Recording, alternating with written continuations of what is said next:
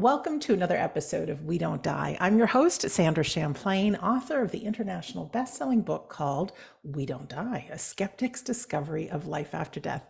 And today is a celebration. And you ask why? It's because we are hitting 400 episodes today.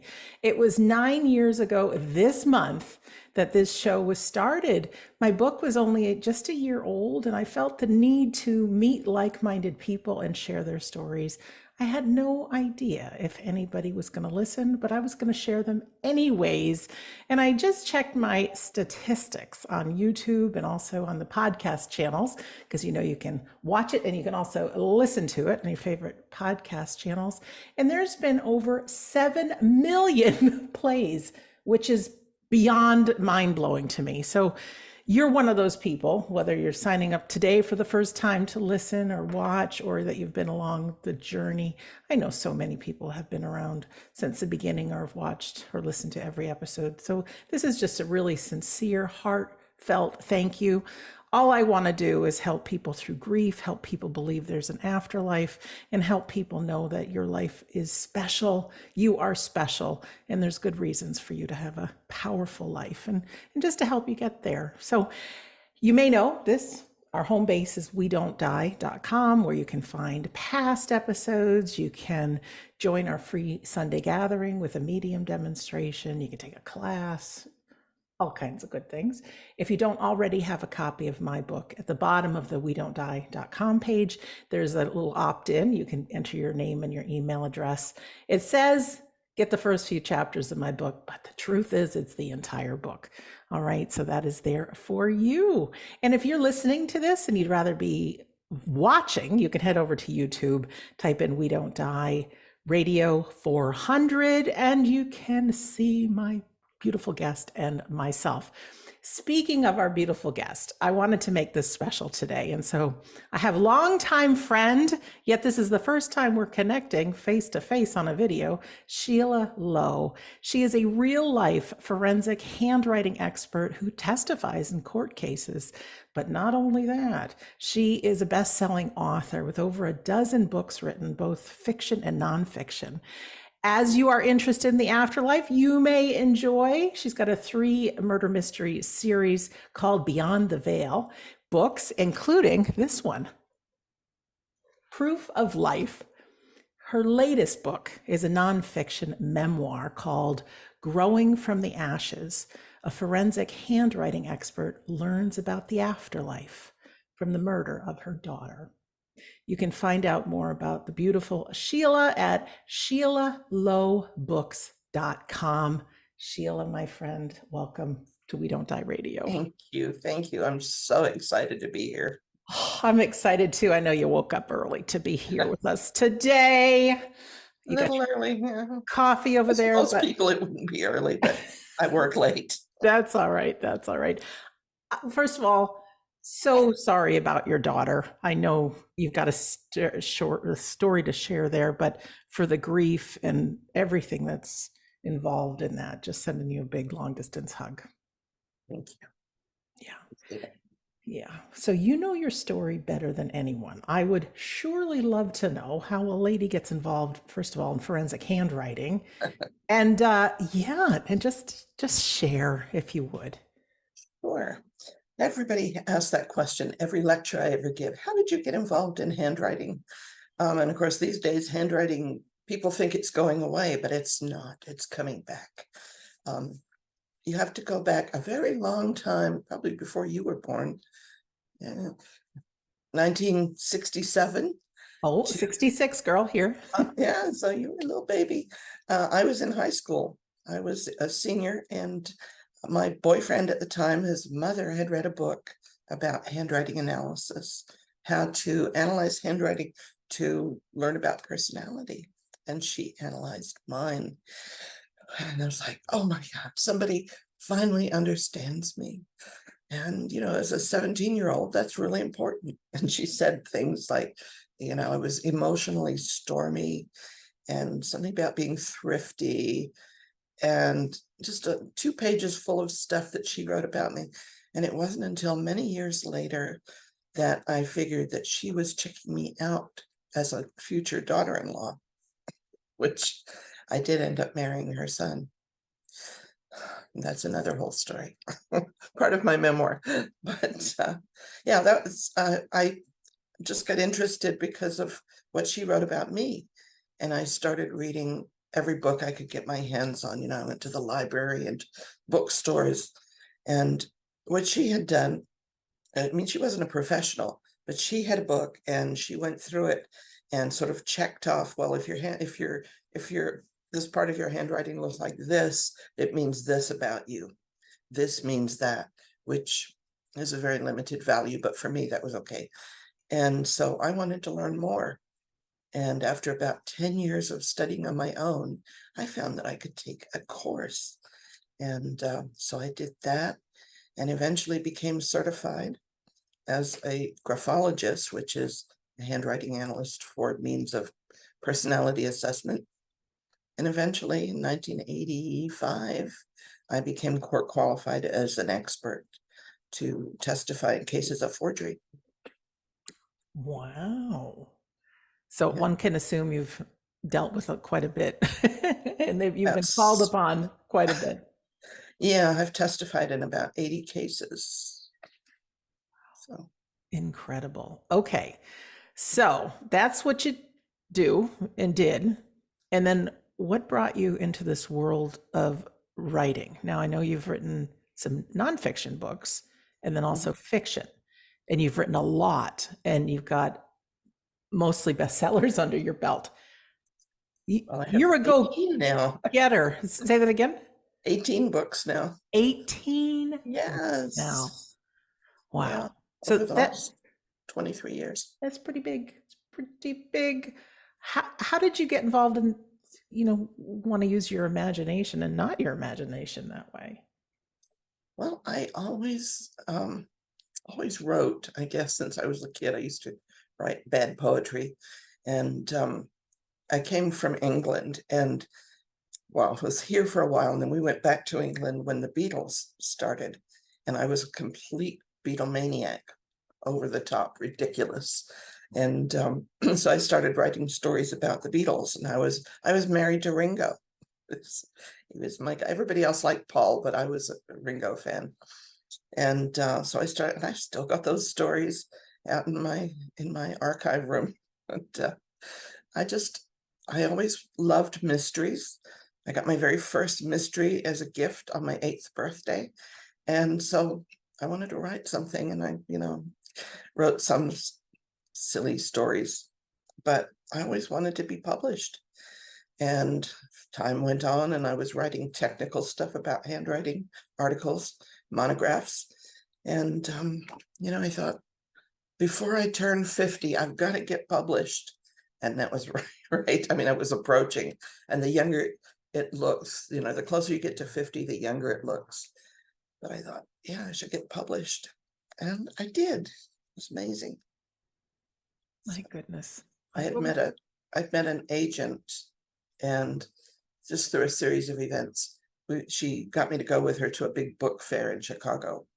And through that, I met an acquisitions editor at Macmillan. They started out publishing the Complete Idiot's Guide to whatever, and there was like 1,000 different titles in that series, and they were looking for one on handwriting. And I thought, do I want to write a book called The Idiot's Guide? But nobody else was offering me a chunk of money to do that. So I could fill 352 pages was their format. I could fill it with whatever I wanted. And so that was my first book. Congratulations. Just great. And then obviously one under your belt. Why not another and another? And then you jump over to fiction, and I haven't read all your books, but you've got a main star, don't you? A character that goes through several of your books. Yeah. Claudia Rose is a handwriting analyst. She does the same kind of work that I do. She's not me. She's a lot braver, or perhaps more foolhardy, and gets herself into all kinds of situations, often through her work as a forensic document examiner and handwriting analyst. And I wrote the first book, Poison Pen, um, I didn't know what I was doing. I had these two nonfiction books published because the year after the Idiot's Guide came out, I was approached by a company who wanted me to write a book for Barnes and Noble, and it's called Handwriting of the Famous and Infamous. It's kind of a small coffee table book, and it has handwritings of 75 people throughout history, the earliest one being, as I recall, Galileo. And goes through, and that was in 2000. So we had Princess Diana and a lot of political figures and music, like Jimi Hendrix and all kinds of interesting people. But I still wanted to write a mystery. And so I started writing, the big they say, write what you know. And so I came up with this handwriting analyst character, Claudia Rose, and I had the title of the book, Poison Pen, because, poison pen letters. And it was about a suicide note, whether the dead person had actually written it or not. So that was where I started. Great. And as time got on, obviously you've gotten into afterlife. You want to tell a little bit maybe of your personal journey and um, the memoirs, certainly, and share your daughter. And yeah, go from Yeah. there. Well, I wrote the first few chapters of that book, Poison Pen, and really didn't know what I was doing and put it aside. In 2000, well, actually in 1999, my daughter met a man, Tom Schnabel, and it was one of those love at first sight kinds of things, past life probably, and they just really hit it off together.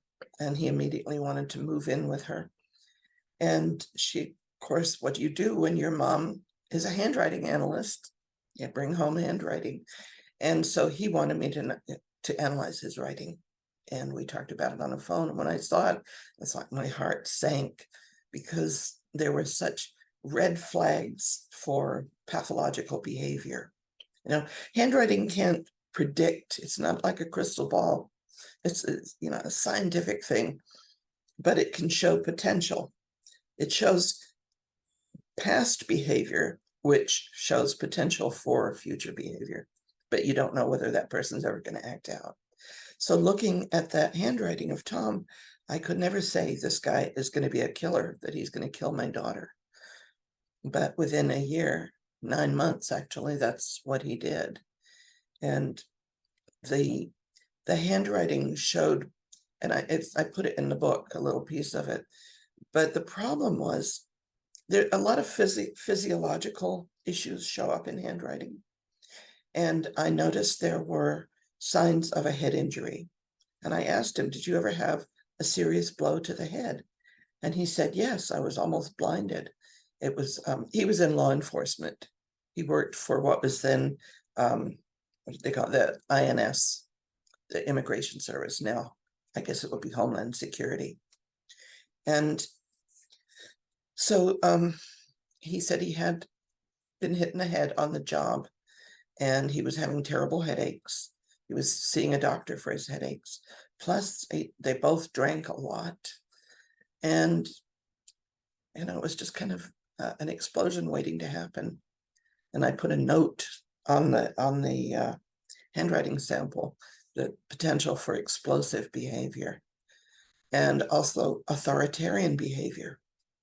An authoritarian wants to make rules for you and tell you what to do. It's do as I say, not as I do. And that would not work with Jennifer because she never wanted to listen to me, let alone some man. And so I talked to them about that. But at the time she was 26 and she'd never listened to me before. So she didn't listen. And we know the result 9 months later. He started calling me. We liked my husband at the time, and I, we met him, and he was a big, handsome guy, and he seemed very personable. Although I didn't like the fact that I heard him talking to my husband about his weapon and how it had good stopping power. And Jennifer thought it was funny that he would do, on the highway, he would pull out his gun if somebody bothered him, and like road rage, fake road rage, just to scare the other person. So that was, his mentality. And he started calling me to complain about her, and she would call me to complain about him. And on this one particular night, my husband and I were out to dinner, and she called me and wanted me to do something for her that was unrelated to Tom. Everything was okay right then. And so I said, I'm out to dinner. Can I call you tomorrow? We'll talk about it. And she said, sure.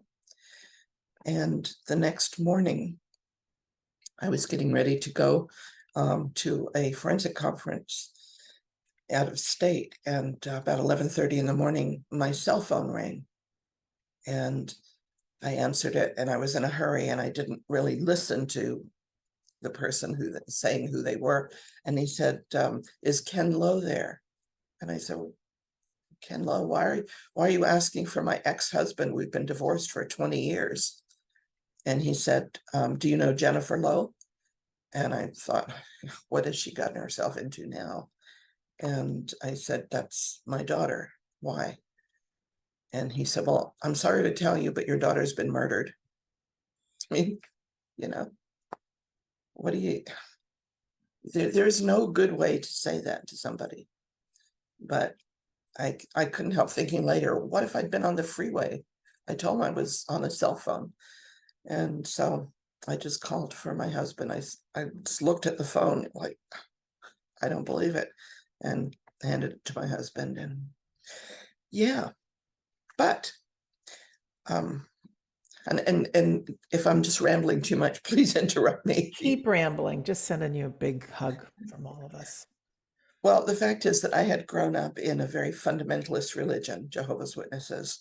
And even though I had left that, I got kicked out of it on my 35th birthday, which is the best thing that ever happened to me.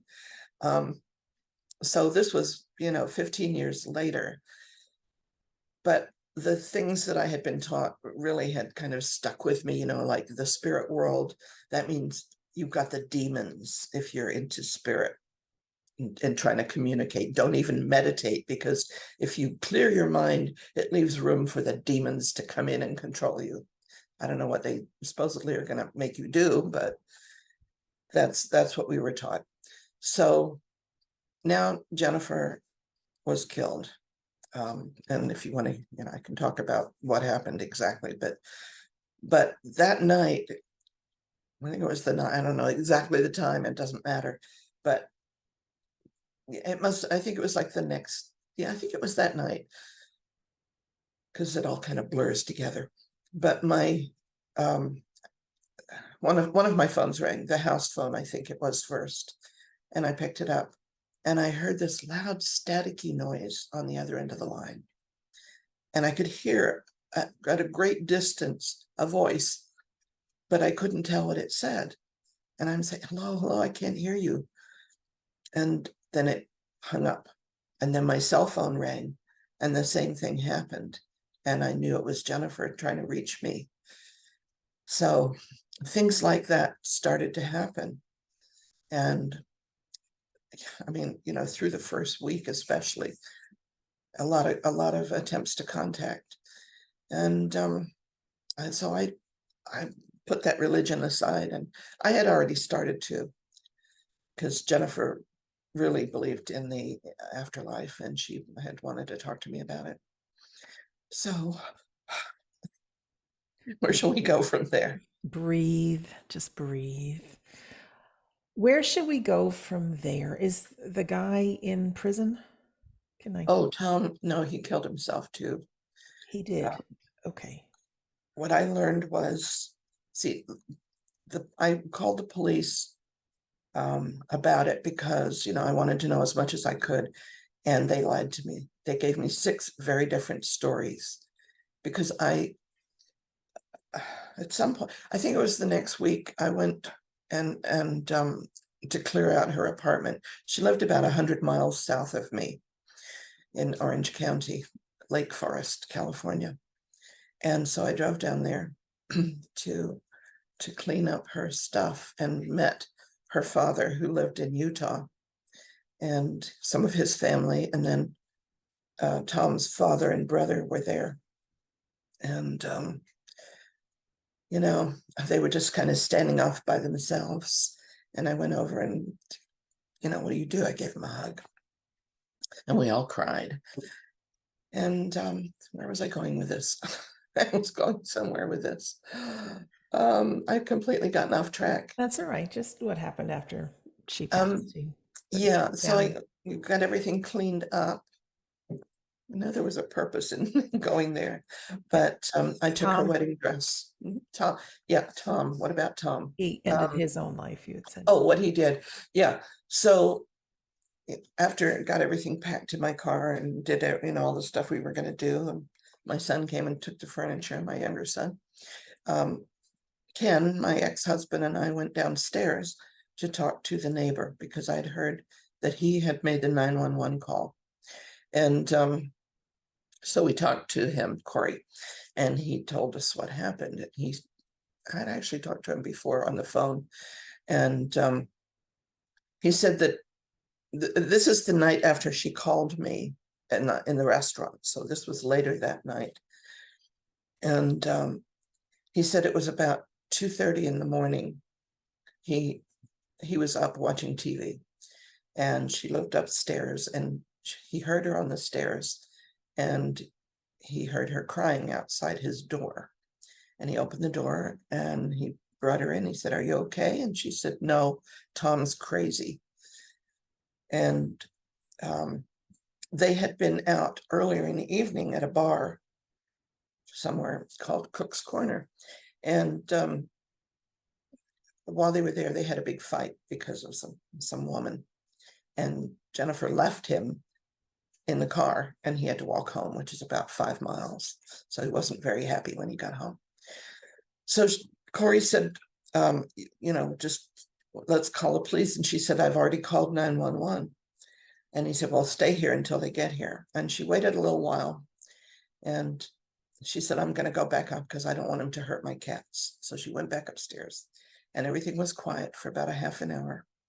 Still no 911 police. And this was a pretty nice neighborhood. So there's not like a lot of crime for the police to be distracted with.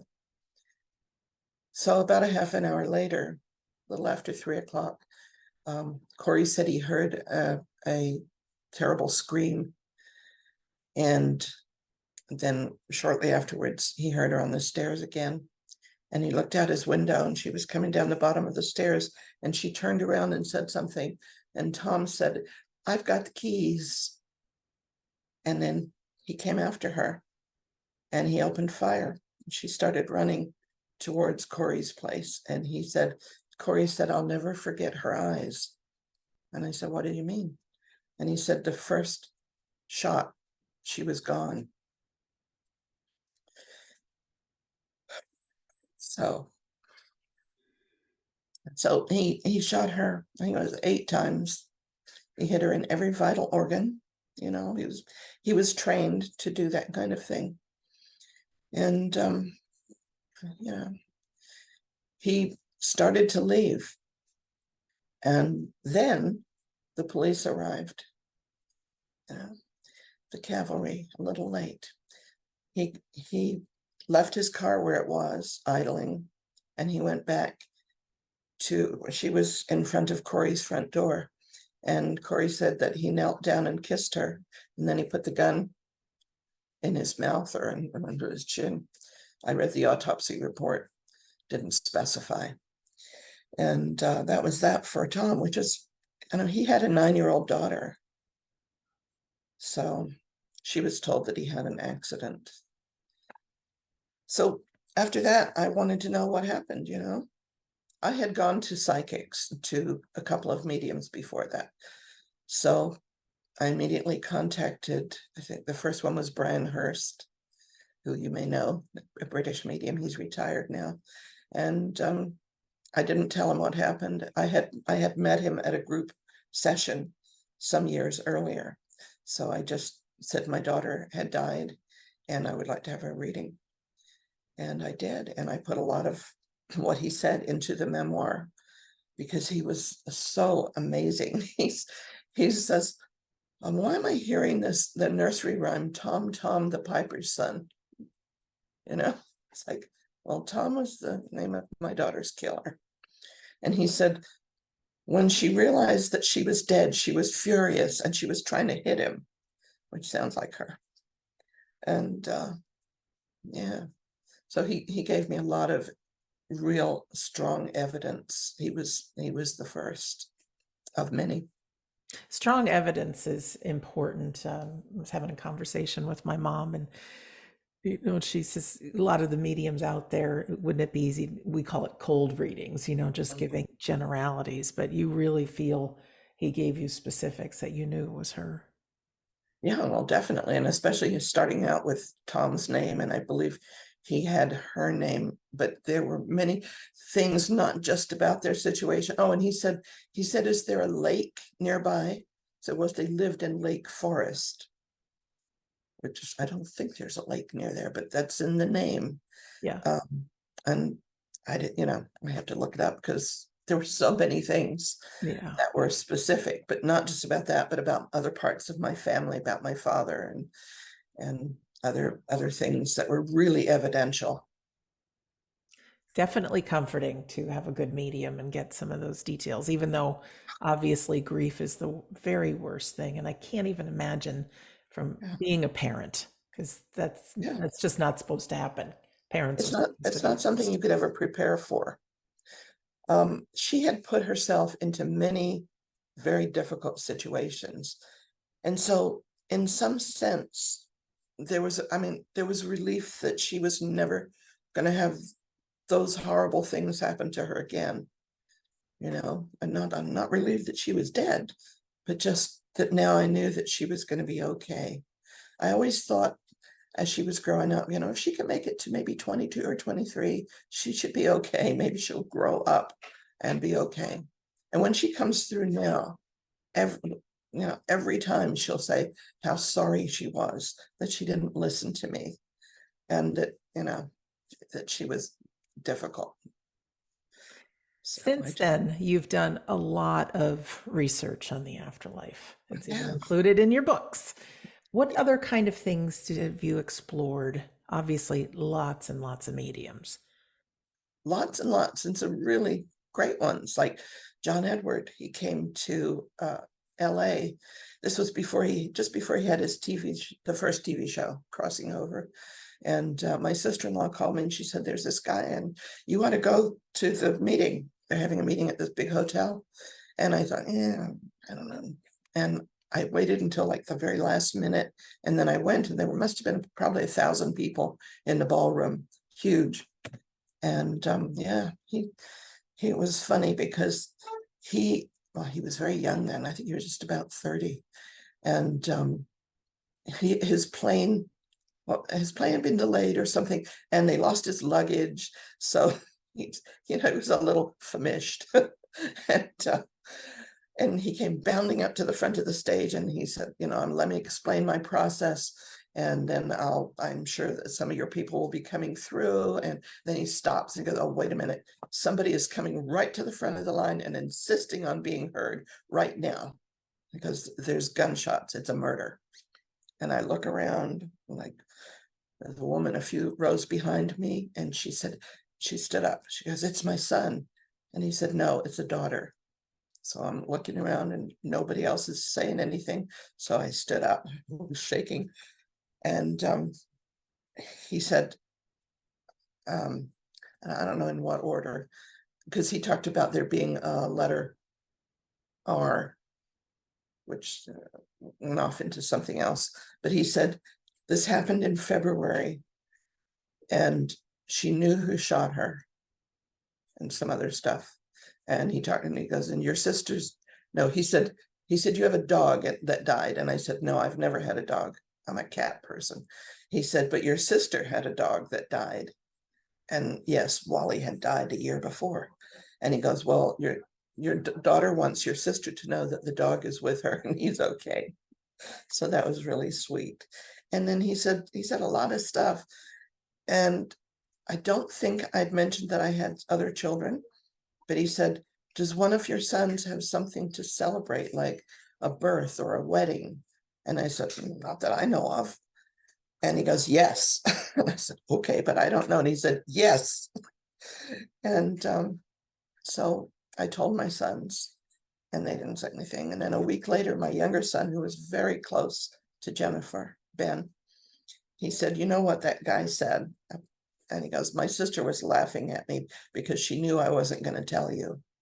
But he had married his roommate to help her with her green coat. Maybe I shouldn't even say that. It's okay. Anyway, what he said was proven to be true. And it was, you couldn't say he was reading my mind or he researched it, because it was something that I didn't know. I would never have guessed. I have a funny John Edwards story. One of the guests that I had on, her mom had died suddenly with a brain tumor.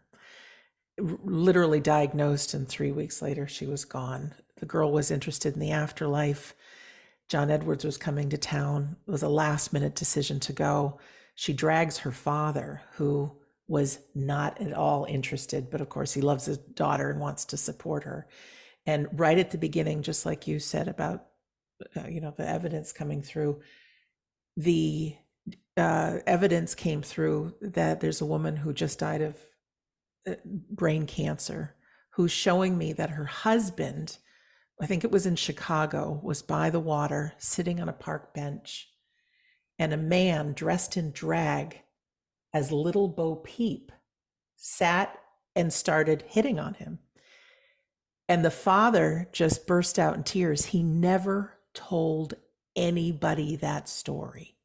And it could only have happened, obviously, if the mother had witnessed. And he went on and on and on to the daughter and more to the husband. And it just changed his life. And every place he went, he got an extra seat. He'd go out to eat. He just knew his wife was with him. That's specific. It's really specific. Yeah, that is so amazing. Gosh. So there's some good ones out there. Yeah. Yeah. Well, a year later, it was my sister-in-law again said, James Van Prague show they're giving out tickets. Do you want to go? And I said, okay. And I went, and they were saying, the producers were saying, we're going to take James out into, people's homes and stuff. And if you have a story, let us know. And so I wrote to them, and they picked me. And so the day before my birthday, he came to my house and taped a show. And I just figured it was Jennifer giving me a birthday gift. So that was kind of amazing too. I really had some terrific experiences with some of the best mediums, and some that are not well known that are just as good. Yeah, definitely. Yeah, they are out there. What else have you explored? Because I know you follow this show. And has some of the guests or conversations made a difference in things that you've chosen to research more about? Yeah, I've had readings with several of your guests because I was so impressed with them. Several years ago, 2018, I think, maybe it was on this show. I believe it probably was, because I don't know where else it would have been. I heard about AREI, the Afterlife Research Education Institute, and they were holding a symposium in Scottsdale, Arizona, and I decided to go. Maybe 2017 was the first one, and then 2018 I went back and met some amazing people there, and like Sonia Rinaldi and Suzanne Giesman and lots of people. And on the second one, Craig Hogan, who the leader, was talking about creating Zoom groups that he wanted to have in various areas to discuss different aspects of spirituality and afterlife. And he asked what topics people would be interested in. And I said, I'm a handwriting analyst, automatic writing. I was interested in that. And so somehow I thought I was going to just, attend a group. Somehow I was now the leader of this group. Like, how does this happen to me? It's a wonderful group. And some of this, it's just now 5 years later, and some of the people who started with me in the beginning are still there. It's not a class. People keep saying, I want to come to your class. It's not a class. If it was a class, that would mean that I would have to do a lot of work being a teacher. I don't do automatic writing. I would like to, but I don't put the energy into it that would be required. But I'm interested in it and I like to hear about it. And so we've had a lot of people talking about it. A lot of, the topic has been, it's our basic discussion for a long time. And we sometimes will get together and do a group short meditation and do automatic writing or see what we get. And then we discuss it. But we don't do that as much anymore. So we're changing the name to automatic writing, etc. or something like that. And anybody can come and we talk about all things afterlife. And we meet on the first and third Wednesdays at 5:30 Pacific time on Zoom. So, we've talked about a lot of different things. We've had astrology and gosh, lots of different mediums have come as guests. Met some just super people. And some people, what is really gratifying is when new people come and they say, that was exactly what I needed, what you talked about, the group. It really, was like one of those life-changing things. So that's always the best, isn't it?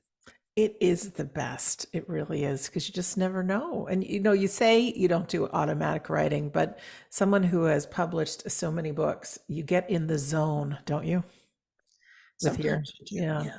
Writing And for me, I write all the time, but I find fiction writing really hard work, but I work hard at it.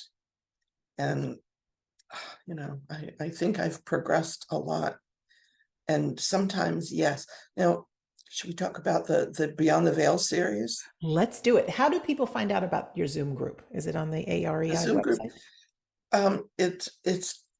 It's in the Friday Wendy Zamet's group Yes. newsletter, or they can email me, Sheila@SheilaLowe.com. That keeps it easy. Okay. And below this episode on YouTube and in the description, I have a link for people to sign up to that Afterlife report with Victor and Wendy Zamet. Comes out every, Friday in Australia, so a little earlier for us. And they have so many good things on it. And then there's the link. So They are brilliant. I'm going to ask you to excuse me from having a lozenge, but it will stop me from coughing. Yes, it's no problem at all. We Better not to cough. Human. It happens. It happens. So yes, of course we can talk about the Beyond the Veil series. Let me just do a little shout out. Yeah, that's the first one. Yes. So proud of you. This is the latest one. Keep talking so that you're Last Door. Last Door. Yeah. Beautiful. Yeah. So what happened about that? And this is what led to the memoir. Eventually, the book I didn't want to write. I'm kind of a psychic junkie. And so I go to a lot of psychic. Well, I used to, not so much these days, but I went to a lot. And this must have been 5 or 6 years ago. I had gone to a psychic fair, met somebody brand new who said that I was going to write a book that was different from my other books and that my daughter was going to help me. And then I heard the same thing from 2 other psychics. I was like, oh, okay. Well, when Jennifer was killed, I immediately started thinking, well, I should write her story. But it was too hard. And part of that was because it has such a sad ending. Who wants to read a story with a sad ending? And so I kept putting it off. But I knew immediately that the title was Growing from the Ashes. But all these years passed by. So I started hearing from several mediums that I need to write a book that's different from my other books and more personal. And I thought, well, I could write a fiction with and put into it a lot of what I've learned about the spirit world, but it would be fiction. And Jennifer helped me. That's great. So I was thinking, she's going to take over my hands on the keyboard and tell me what to write. Wouldn't that be nice? Wouldn't that be nice? But it didn't happen that way. But there were times, a couple of times especially, that I thought, what am I going to do here? And I think I put this in the book. I'd written a scene where this young woman goes into a trance, or maybe it's sleep, you don't know, she's in a trance, and she more or less goes to hell, or she sees this hellish scene. And when she wakes up, on her palms, there are these two crosses, they're cross, a black cross. And I thought, that was kind of cool. I liked it. And I didn't know what to do with it. I left it. And at the time I had I'm now independently published, but the book first came out with a publisher other than me. And the editor said, well, what about, you have to say what the purpose was. Why did she have those crosses? And I thought, oh, I don't know. Jennifer, help me. What were they for? And almost immediately I get this like download of information about what it was for, and it was perfect. And it was something I would never have thought of. That's lovely. Yeah. And the same thing happened with my late boyfriend. See, in 2016, I was seeing this guy for 2.5 years. I was actually trying to break up with him. He's in the memoir too. And he sadly died very suddenly of a massive heart attack. And the week before, he'd been at my house, and he said, I was lying in bed last night thinking I'm gonna die. A week later, he did. And so he come back, and I realized after he died how very important he was in my life. And so now he was showing up when I was writing a scene in the book. It's like he came in riding his bicycle on the promenade at the beach, like he liked to do. And I said, okay, you want to be in the book? I'll put you in. So I made him a scene in the book. And then much later, near the end of the book, the same thing happened. He rides up on his bicycle, and I said, I was driving in my car thinking about it. It's like, and I said, Arnie, if you're going to be in the book, there has to be a reason. You can't just show up. You got to have a reason for being there. Why are you there? And again, almost immediately, I get this answer that was perfect, and it added a dimension to the book that it wouldn't have otherwise had. So I appreciated that. And later, in one of the readings I'd had, I think it was Robert Brown. No, it must have been later. He said, Arnie came through and he said he wished I'd made him more handsome in the book. When you say the information just came in, versus you said you work very, very hard at your books. Mm-hmm. So for you, consciously, you are creating, okay, what's going to happen next? I mean, that takes a lot of thought, and it's a different experience all of a sudden to have it just show up, right? Yeah, you got an answer to a question and an answer that you would never have thought of. And just like when people are doing automatic writing, or I look back and I say I don't do automatic writing, there have been occasions where I felt like I did. And in the group, what we've learned is automatic writing is not necessarily just spirit taking hold of your hand and writing. It can be inspired thought or typing or whatever. And of course, I don't know where I was going with that, but we're just talking about creativity, the things that just show up, mm-hmm. things that you really work for doing. Senior moment, No, it's you have another cup of coffee, and when we're done, I got you up early. It's no problem at all. So you've got the books, fantastic. The memoir, talk a little bit about that. Yes. Oh, that's your latest. I sidetracked myself. Yes. So I have to go back a little bit. So I published Proof of Life. Okay. And as I was writing it, I realized that the main character needed to be a young woman that I had written about in a standalone book 5 years earlier, which is called What She Saw. And it's about a young woman who wakes up on a train with amnesia. And it's her story. So in this book, she comes back and she has been talking to dead people. No, she's been hearing dead people wanting her to do things, and she's trying to ignore it and say, I'm just crazy. But in Proof of Life, she has to recognize what's going on with her and start working with spirit. So then I wanted to write about her again. And so I came up with The Last Door, which I always start with a title, and I loved that title. It was funny because I was at a party and the hostess was telling people, feel free to wander anywhere around the house. Just don't go to the last door. That's my bedroom. And I said, there's my next title.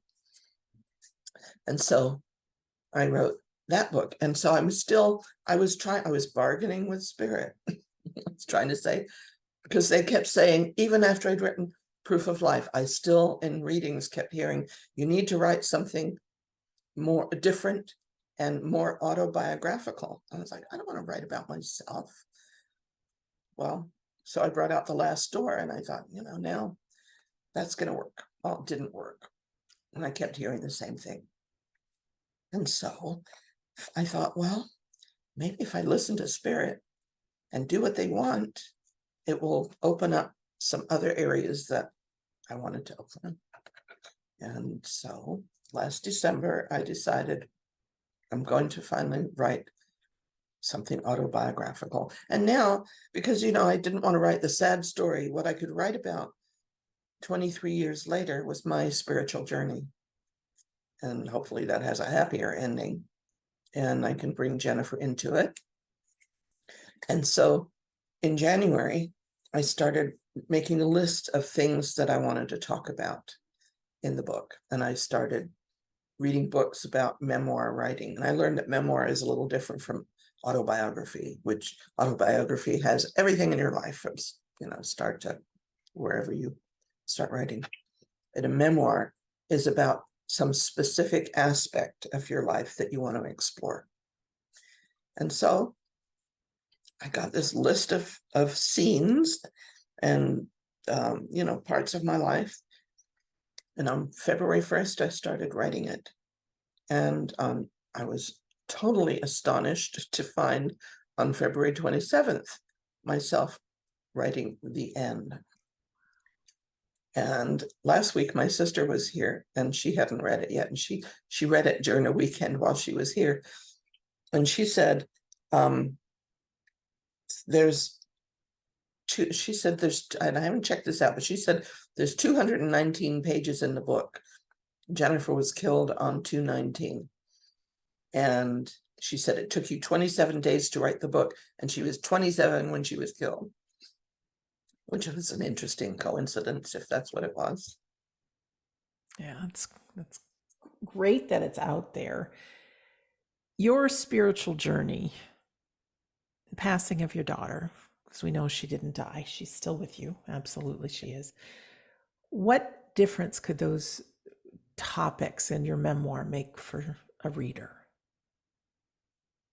I think anybody who is open, it gives them evidence if they read, because I've included transcripts of quite a few of the readings that I had with real evidence. And if they can see, not just for me, it's for anybody. And if they meet the right medium, they can also learn, as I did, that there is no death.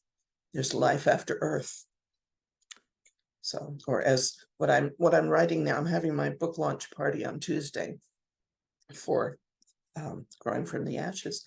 And what I will write in it is, which I didn't make it up, love, laughter, and happy ever after. That's beautiful. And life after earth, that you got to do something with that too. That's great. It's not just a story about people living on, which we do, and we're going to see them again. We will, and they're doing their best to let us know that they're alive and well and still with us. But you mentioned spiritual growth, and sometimes it is out of the ashes. You think of those beautiful pine trees out in California and other areas that need to be subjected, the pine cones, to that severe heat in order to grow. Talk a little bit about a spiritual journey, not necessarily your whole thing, but maybe your thoughts on the bigger picture and what can come out of the ashes. That's a very big question. That's like a young man said to me a couple weeks ago who was selling me I was buying a new car, and the car salesman said, what is the best life advice you could give me? Like, big questions here. I'm not sure how to answer that, but it's really, it's all about openness and being willing to accept what is there and asking for it. I've learned, you have to ask your spirit guides to give you what you need, and it may not be what you want, like the old Rolling Stones song. You may, was it I can't even Don't think. always get what you want. Yeah, you You don't find always get what sometimes you get what you need. but you get what you need. Yeah. So yeah, I thought that I needed to write those books, which I did, but that wasn't all there was. I'm gonna cough. No problem. No problem at all. Hey, I can give you a bit of life advice that my mom gave my niece. She, let her know that it was just this big piece of advice she wanted her to carry on. And my mother, with a great sense of humor, she says, "Don't park under a tree." So we all know the birds are in there. Anyways, so when Yeah. you think of that big piece of life advice, you can maybe use that. Yeah. Yeah, but I having come from such a restrictive religion where it's fear-based, and I grew up with this terrible fear. They told us all the time, you will at some point in your life get thrown into prison and tortured for your faith. And hearing that as a child growing up, and everything is contracted and fearful, like in handwriting, you can see fear by contraction, narrow handwriting, everything jammed together. That's one way of seeing fear. But in a true spiritual life, not religious life, it's expansive. Everything is open. And it really is all about love. It seems very trite to say that, but it's true. In the Bible, the love God and love your neighbor, that's the whole thing. That replaced all of those laws in the Old Testament. And it's easy to say, but when you really think about what love is and how we all experience love, having that present in every interaction is not the Yeah. easiest thing. But boy, would that make a difference, wouldn't it, on planet Earth? It certainly would. And like I told this young man who was having some issues, if you're with somebody who's not reflecting that love back to you, you still keep giving it to them. But if they're abusive, you have to leave them. And that's showing love too. Not allowing that kind of like Jennifer, she would attract all of these men who were not nice to her. Nobody ever beat her up. She would not have tolerated that. But she emotionally abusive, which is, she saw me do the same thing. And that's what she learned. But now I know better. Yeah, we do the best we can. A lot of people experience guilt. And I always say, had your younger self known that there was a choice, maybe you would have done something else. But we do the best we can. So guilt is a waste of time. Let it go. You did the best you could when you could.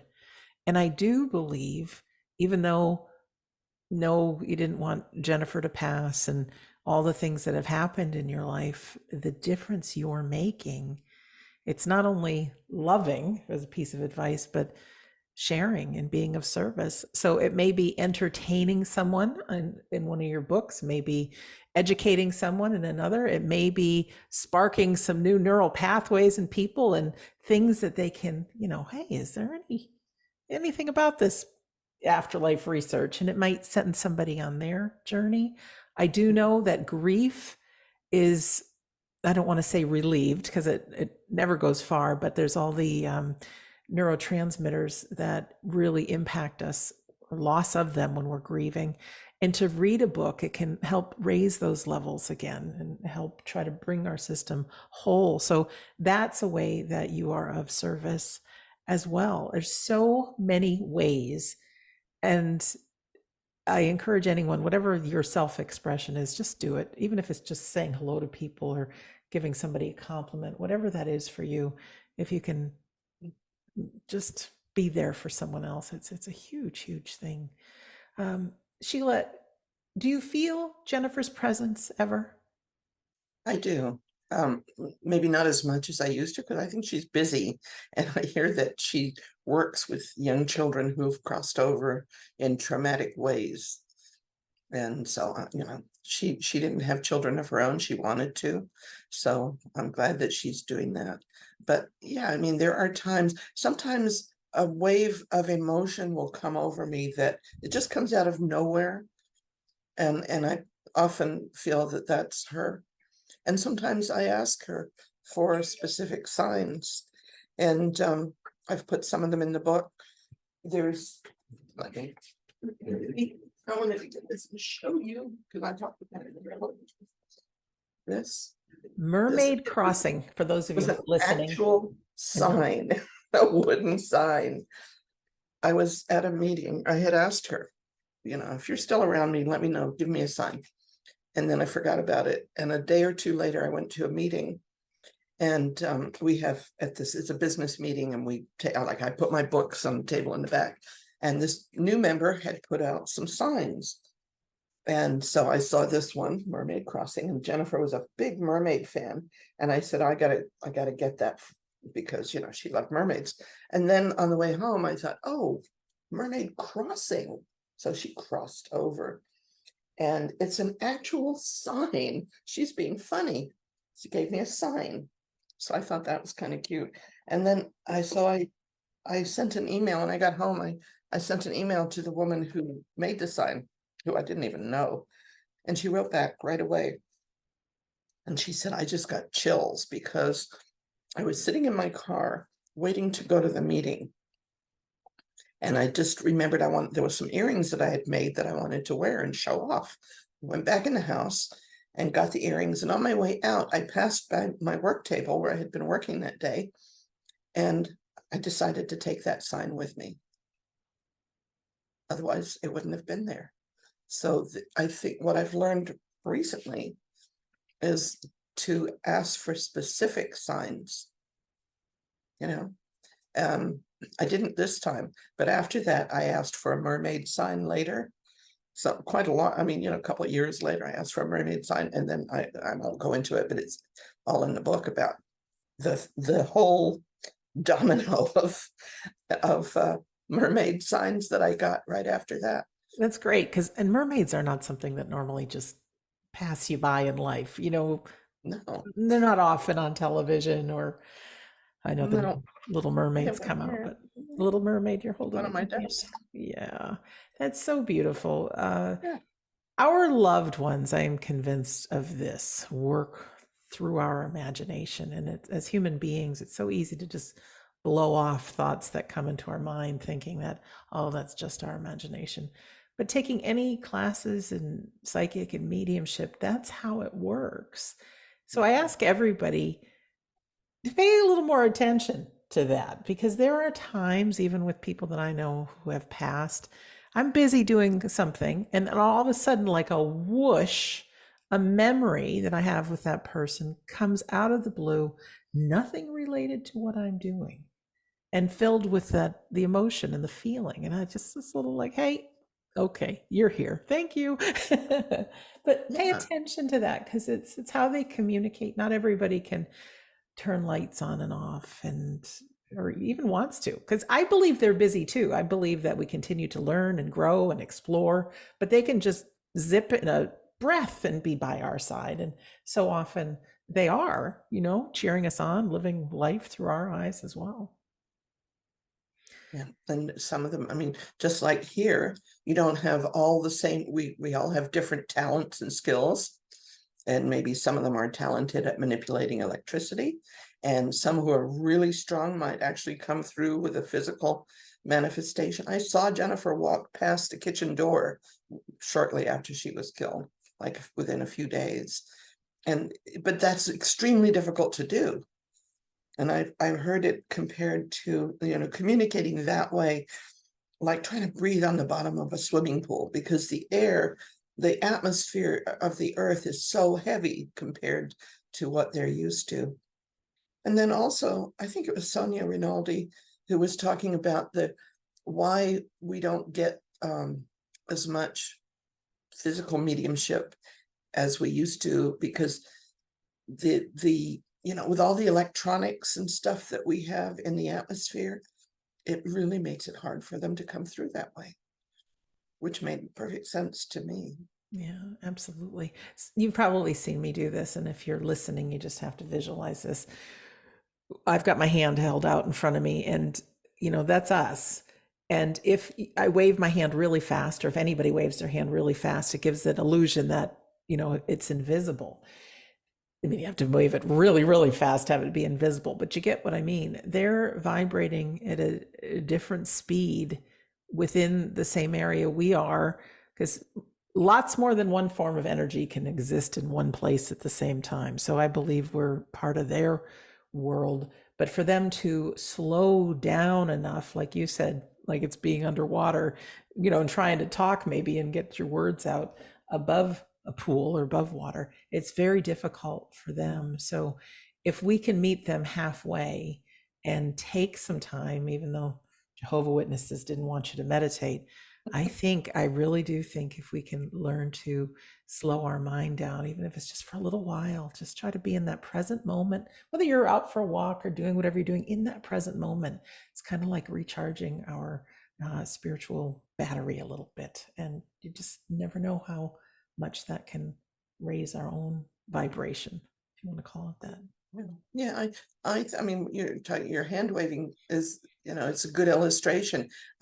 The first time I thought of something like that was when I was watching my room fan, and first it goes slow and you can see it, and then it's spinning and spinning and you can't see it anymore, or you don't see it in the same way. And just because we can't see physically with our eyes the spirits, it doesn't mean that they're not all around us.